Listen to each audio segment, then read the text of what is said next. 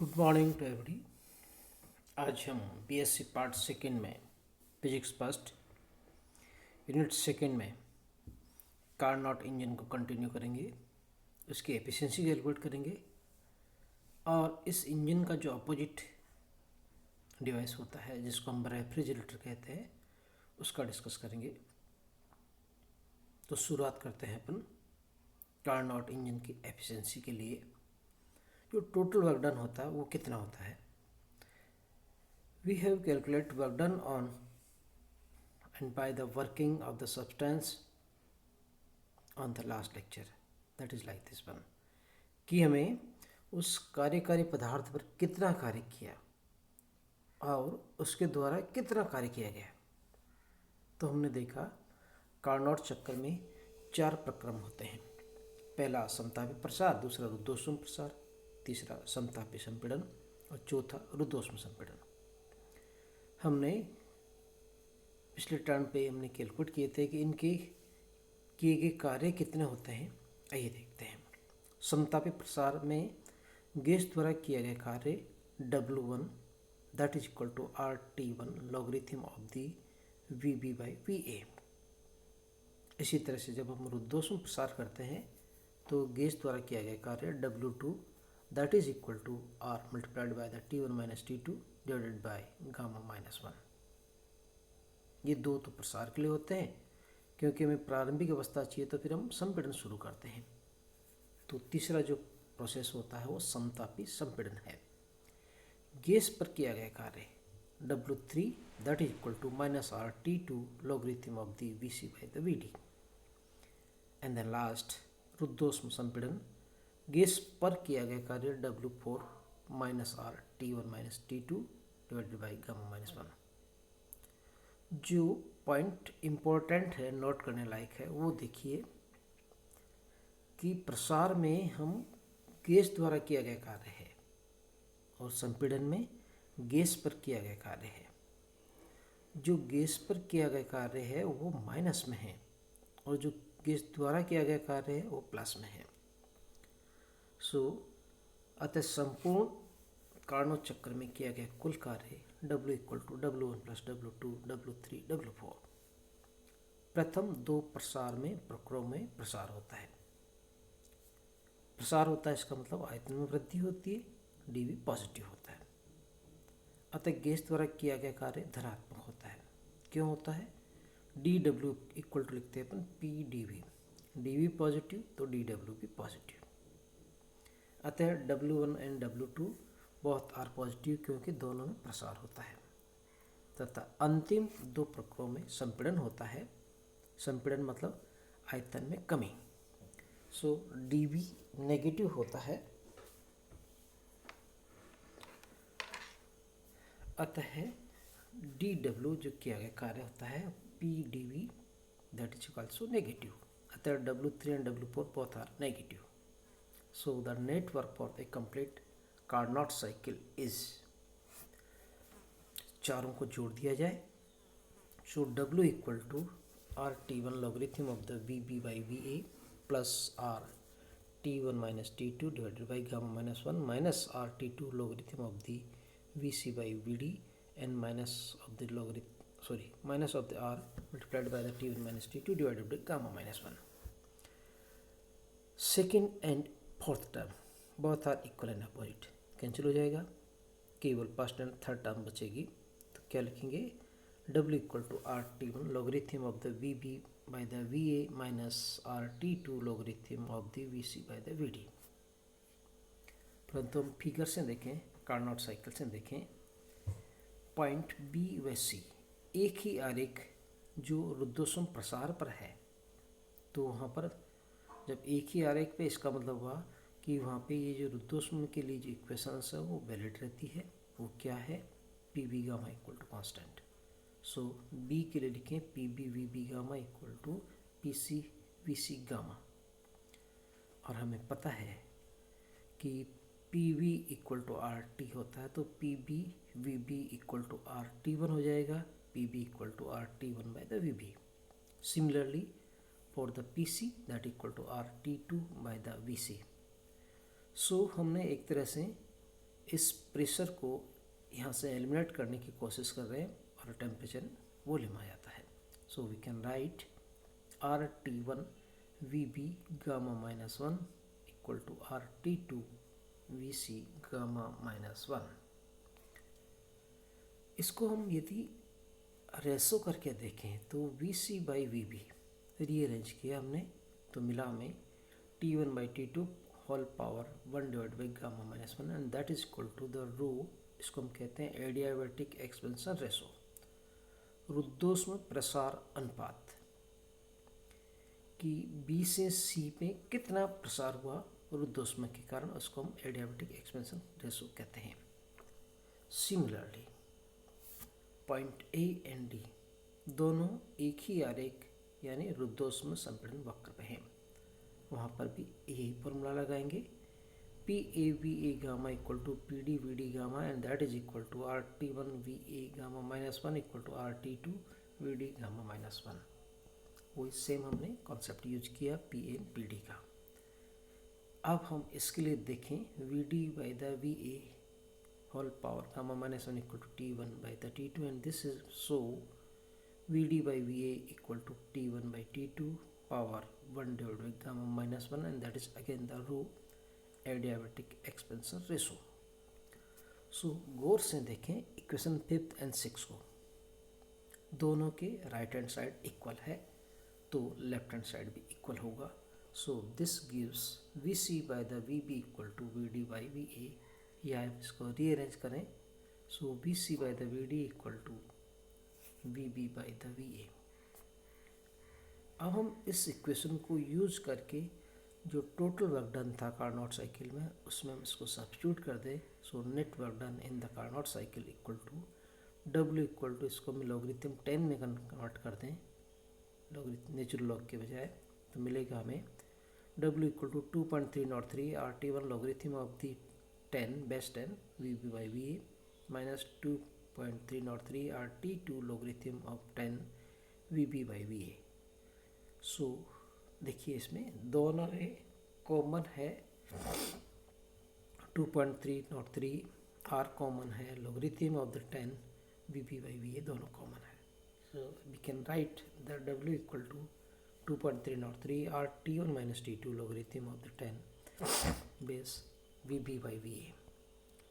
ये जो किया गया कार्य है वो किसके बराबर होता है कि हमने जितनी ऊर्जा ली उसमें से कुछ ऊर्जा हमने सिंक को दे दी, तो जो बची ऊर्जा इन दोनों का जो डिफरेंस है वो कार्य के बराबर होता है. So W equal to Q1 minus Q2.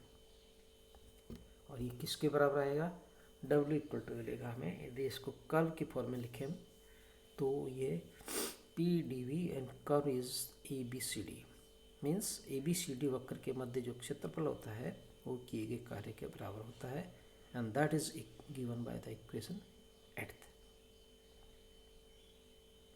अब हम चाहते हैं कि इस कार्नो इंजन की दक्षता कितनी है. This is the very important concept.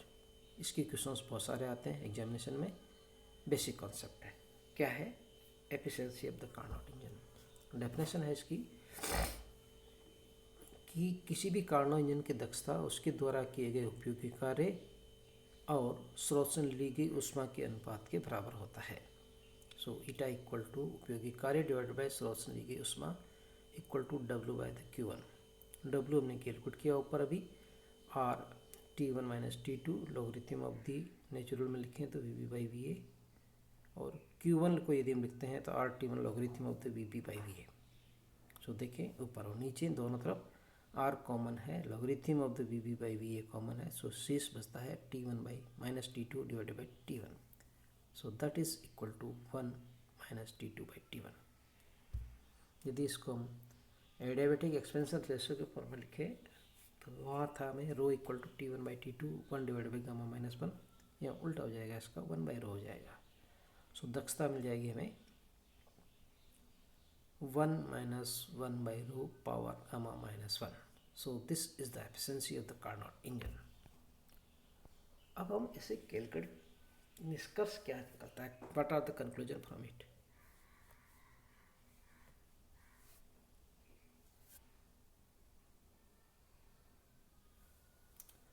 Conclusion में देखें, पहला कंक्लूजन है निष्कर्ष कार्नोट इंजन की दक्षता ईटा इक्वल टू 1 माइनस T2/T1 होता है, जो केवल स्रोत एवं सिंक के ताप पर निर्भर करता है।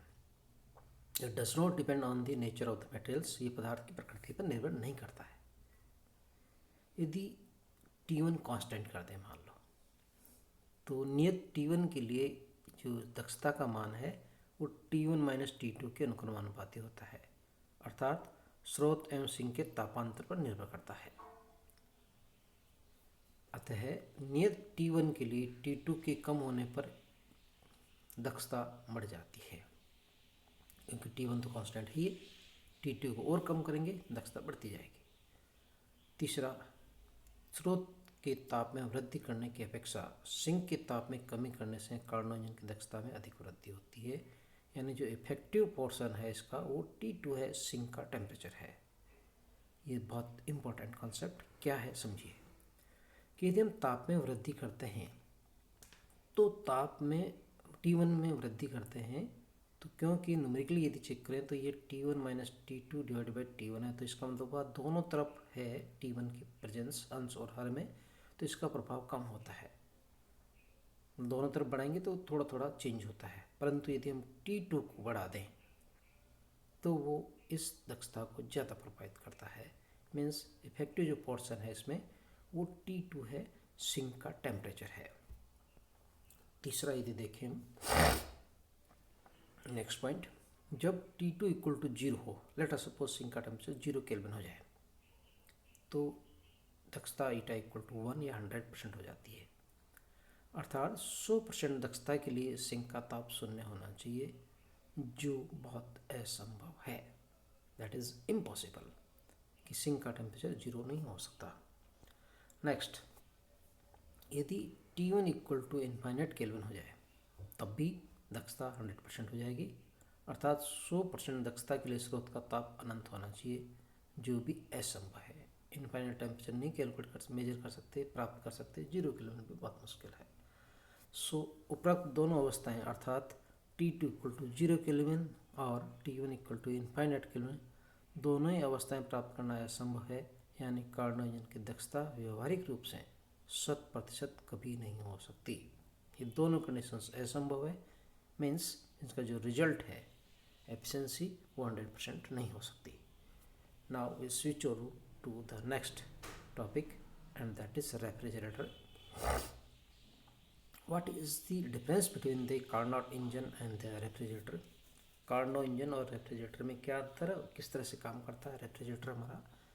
हम जानते हैं कि ऊष्मा इंजन में, जो हमने पहले पढ़ा है, ये कार्नोट इंजन वाला एक इंजन उच्च ताप स्रोत से T1 केल्विन पर ऊष्मा ग्रहण Q1 करता है और ये कुछ उपयोगी कार्य W करता है, और शेष ऊष्मा Q2 equal to Q1 minus W को निम्न ताप T2 के सिंक को निष्कासित कर देता है। यही हमारा इंजन था, ये हमारा ऊष्मा इंजन है।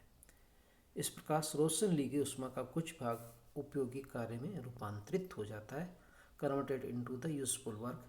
इसको हम यदि फिगर से दिखाने की कोशिश करें तो देखिए, ऊपर हमने ऊष्मा स्रोत बनाया है, T1 केल्विन पर रखा गया है, नीचे सिंक है, ऊष्मा सिंक T2 केल्विन है। ये जो बीच में गोला है ये हमारा वर्किंग सब्सटेंस है, कार्यकारी पदार्थ है। ये क्या करता है, ऊपर से ऊर्जा लेता है ऊष्मा स्रोत से, T1 टेम्परेचर पे Q1 ऊर्जा लेता है। ये कुछ कार्य करता है W, जिसको ये कार्य करता है इंजन, और जो शेष ऊष्मा बचती है Q2 वो सिंक को ट्रांसफर कर देता है। इसके हम कार्नोट चक्कर देखें तो देखिए P और P के बीच में ग्राफ जो हमने पहले करके आए हैं, A से B एक्सपेंशन समतापी, Q1 ऊर्जा लेता है T1 केल्विन पे, B से C रुद्धोष्म प्रसार रहता है, फिर C से D ये समतापी संपीड़न होता है T2 केल्विन पे सिंक के टेम्परेचर पे, और ऊष्मा प्रदान कर देता है सिंक को Q2, और फिर D से A ये है रुद्धोष्म संपीड़न होता है और प्रारंभिक अवस्था A आ जाती है। सो this is all about this engine and Carnot cycle. अब हम इसका विपरीत देखने की कोशिश करें कि इसका विपरीत, क्योंकि कार्नोट चक्र एक उत्क्रमणीय होता है, रिवर्सिबल होता है, इसका मतलब इसका विपरीत भी संभव है। अतः इस प्रक्रम को विपरीत दिशा में भी संचालित किया जा सकता है, और जो विपरीत दिशा में संचालित करने पर जो उपकरण प्राप्त होता है वो हमारा रेफ्रिजरेटर है। कैसे काम करता है आइए देखते हैं। कार्यकारी पदार्थ निम्न ताप से फिगर में देखें, इसका उल्टा ये है। निम्न ताप T2 पर Q2 ऊष्मा ग्रहण करता है। देखिए नीचे से ये सिंक है T2, यहाँ से ऊष्मा लिया इसने Q2 से। अब हम एक बहुत इम्पोर्टेंट कॉन्सेप्ट है कि यदि हम लो से ऊपर ले जाना, हाई ले जाना चाहते हैं तो कुछ कार्य करना पड़ता है। डेली यूज में देखें, पानी ऊपर से नीचे अपने आप आ जाता है। आपकी पानी की टंकी ऊपर रखी रहती है, उससे नीचे अपने आप पानी फ्लो होता है ड्यू टू ग्रेविटी। और यदि हम नीचे से ऊपर ले जाना चाहते हैं तो हमें मोटर लगानी पड़ती है, कुछ पंप सेट लगाना पड़ता है। इसी प्रकार यदि हम सिंक से ऊर्जा लेना चाहते हैं और सोर्स को देना चाहें तो इस पर कुछ कार्य करना पड़ता है। तो देखिए इसमें इस फिगर में चेक कीजिए, ऊपर सोर्स T1 केल्विन पर है, T2 हमारा सिंक है पुराने जैसे स्टाइल में। कार्यकारी पदार्थ पर हम कार्य W करते हैं, बाहर से हमें कार्य करना होता है।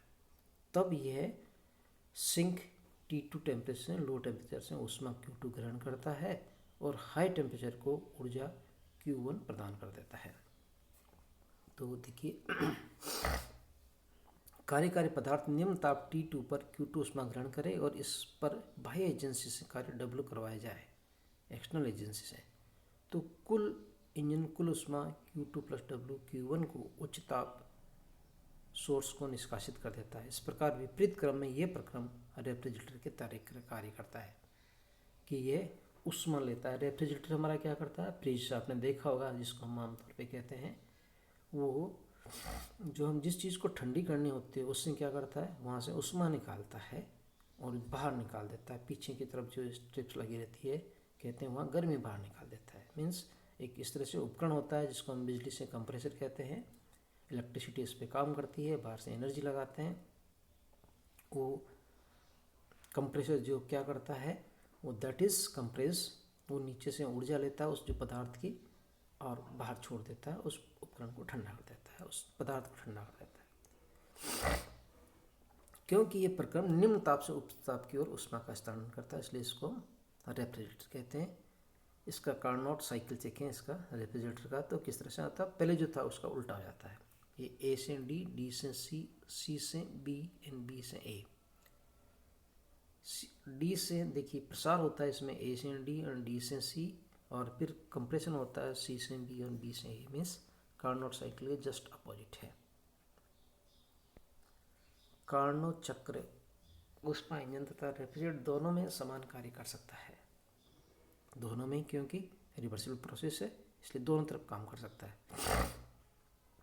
रेफ्रिजरेटर की जो कार्य क्षमता है इंजन की, तो हमने एफिशिएंसी निकाली थी, कार्य दक्षता निकाली थी। यहाँ पे कार्य क्षमता है, उसको हम कैलकुलेट करेंगे कार्य गुणांक से, वर्क परफॉर्मेंस में फर्क है। देखिए ध्यान रखिए, ऊष्मा इंजन में दक्षता होती है, एफिशिएंसी होती है, और रेफ्रिजरेटर का जो एफिशिएंसी इसको कैलकुलेट करते हैं उसके कंपेरेटिवली, तो इसको नाम जो देते हैं वर्क परफॉर्मेंस देते हैं, कार्य गुणांक द्वारा देते हैं। और किसके बराबर होती है, प्रेस शीतन रेफ्रिजरेटर के लिए कार्य गुणांक Q2/W, मीन्स कितनी ऊर्जा अवशोषित करता है डिवाइड बाई किया गया कार्य।